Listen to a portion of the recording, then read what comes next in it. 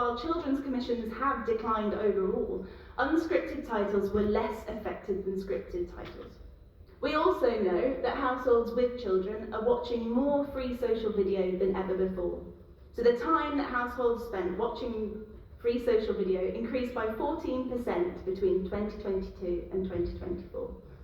And that made it the second fastest growing viewing type behind AVOD. And this makes sense if you think about the economic climate at the moment. So if you're feeling the squeeze in terms of your household budget, you won't subscribe to a new paid-for service when your children are just as happy to be sat in front of something you get for free. However, YouTube is still not a trustworthy platform for parents, even though kids love it. So this means we're starting to see more YouTube-style content on more trusted platforms. So the two examples I've included here are Game On Grandparents and Bros in Control. Both of these are available on CBBC, and I think Bros in Control actually features people that are famous from YouTube. So these things combined mean that free-to-view platforms represent an increasingly good opportunity for production companies looking to sell their assets internationally.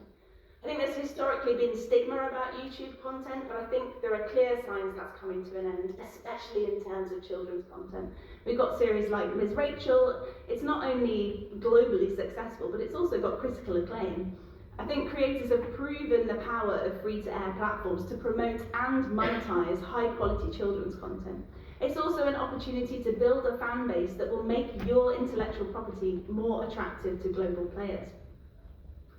Obviously, the most notable success story is CoComelon. It's first launched on YouTube in 2006, and almost 20 years later, it's still making distribution deals globally, and a lot of that is just repackaged content.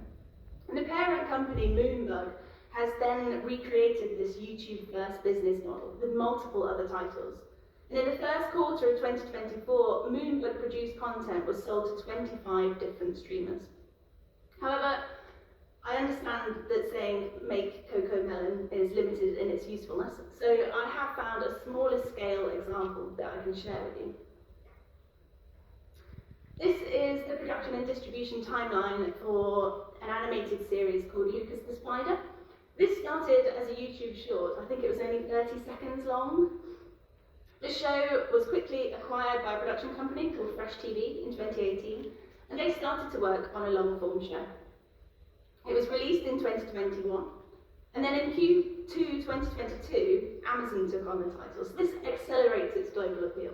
Until the end of 2023, the show's then switched to Netflix, at which point the title has reached 42 different markets. So I think it's a clear example of how starting small, like really small, can still lead to big success.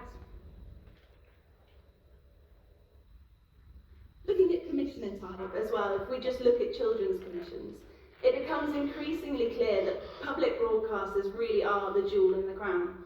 So between the first half of 2023 and 2024, not only did public broadcasters announce the highest volume of children's commissions, they were one of only two commissioner types to show growth over the period. And you can definitely see the massive difference here between SVOD commissioners and public broadcasters.